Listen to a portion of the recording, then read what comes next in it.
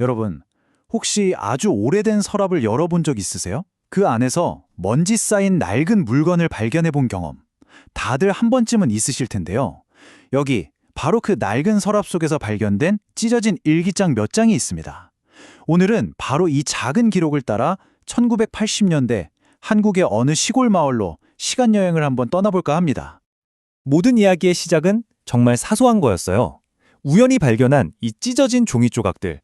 이걸 보는 순간 마치 오랫동안 닫혀있던 댐의 수문이 열리듯 까맣게 잊고 살았던 어린 시절의 기억들이 한꺼번에 와르르 쏟아져 나온 거죠. 자, 시간은 1987년입니다.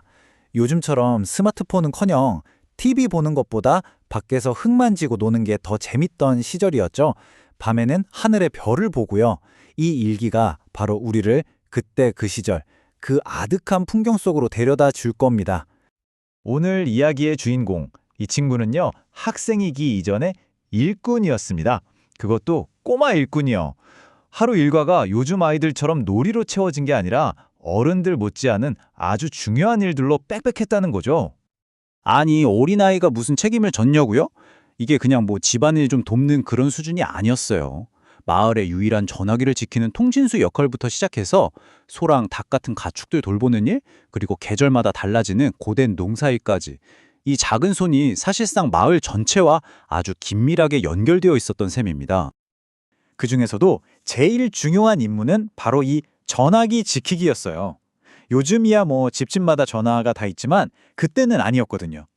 이 집에 있던 검은색 자석식 전화기 한 대가 마을과 바깥 세상을 연결하는 유일한 통로, 그러니까 거의 마을의 심장 같은 거였죠.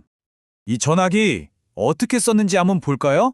먼저 전화벨이 따르릉 하고 울립니다. 그럼 할아버지가 받아서 누구를 찾는 전화인지 확인해요. 그리고는 마을 전체에 방송을 하는 거죠. 누구씨, 전화 왔으니 빨리 오세요. 그럼 밭에서 일하던 그분 하던 일 다 멈추고 막 뛰어오는 거예요. 전화 한 통 받는데 온 마을이 움직이는 진짜 신기한 풍경이죠. 그러니까 이 아이는요, 밖에서 친구들이 신나게 노는 소리가 다 들리는데도 꼼짝도 못하고 전화기 옆에 앉아 있어야 했던 거예요. 언제 울릴지 모르니까요. 놀고 싶은 마음을 꾹꾹 눌러야 하는 어린아이에겐 정말 무거운 책임감이었겠죠. 할아버지가 오셔서 교대해 주실 때까지 말이에요. 근데 이 아이의 하루를 보면요, 우선순위가 좀 독특해요. 사람이 아니라 동물이 먼저였거든요. 자기 밥은 좀 늦게 먹어도 되는데 소죽이나 토끼풀은 절대 늦으면 안 됐어요. 풀이 없으면 저 멀리까지 가서라도 베어와야 했고요. 그러니까 내 배고픔, 내 휴식보다 가축들 끼니가 더 중요했던 거죠. 그래서 이 토끼풀을 베러 혼자서 꽤 먼 길을 가야 할 때도 있었어요. 마을을 벗어나서 저기 강가까지요. 어른도 없이 혼자서 말이죠.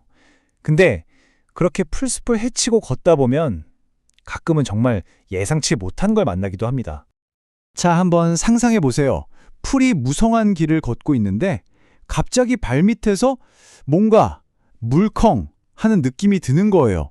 진짜 온몸에 소름이 쫙 돋겠죠? 그 물컹한 것의 정체, 바로 뱀이었습니다. 세상에. 그 순간 얼마나 놀랐을까요? 수십 년이 지난 지금도 이렇게 일기장에 생생하게 남아있을 정도면 정말 아찔한 기억이었던 거죠. 농사일도 빼놓을 수 없죠. 봄에는 마늘종 뽑고 모내기 하고, 여름에는 농약주를 잡아주고, 늦여름엔 벼 쪼아 먹는 참새 쫓고, 가을엔 낫 들고 벼 베고 콩타작하고, 와, 정말 1년 내내 쉴 틈이 없었네요. 아예 한 해도 이 농사일의 흐름에 따라 그대로 흘러갔던 겁니다. 자, 이렇게 힘든 일만 있었던 건 아니에요. 땀 흘리고 일하다 보면 쨍쨍한 여름이 찾아오잖아요. 냉장고도 없던 그 시절의 여름. 근데 그게 또 지금과는 전혀 다른 아주 특별한 맛과 재미가 있었다고 합니다. 요즘에야 수박, 여름이면 흔하게 먹는 과일이잖아요. 근데 1987년 당시에는 이게 정말 큰맘 먹고 사야 하는 귀한 거였어요. 거의 명절 선물 수준? 특별한 날에나 맛볼 수 있는 일종의 사치품이었던 거죠. 근데 냉장고도 없는데 어떻게 시원하게 먹었을까요?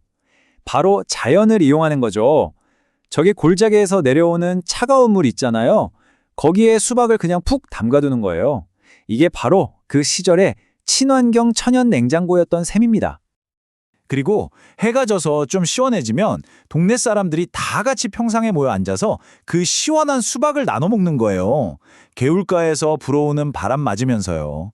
이게 그냥 수박 먹는 시간이 아니라 온 동네 사람들이 모여서 이야기 나누는 여름밤의 아주 소중한 행사 같은 거였죠. 요즘 아이들은 장난감이 정말 많잖아요. 근데 그때는 그런 게 어디 있었겠어요.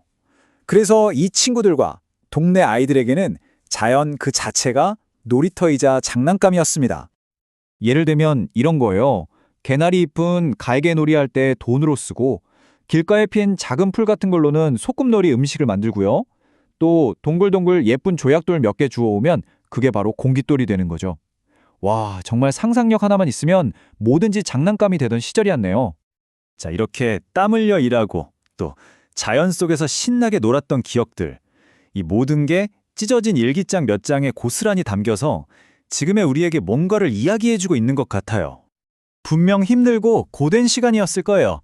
근데 신기하게도 돌이켜보면 그 모든 순간이 행복한 기억으로 남아있는 거죠. 이제는 다시 돌아갈 수 없고 오직 이 낡은 일기장을 통해서만 다시 만날 수 있는 그런 소중한 추억이 된 겁니다. 이 일기장을 보면서 그런 생각이 드네요.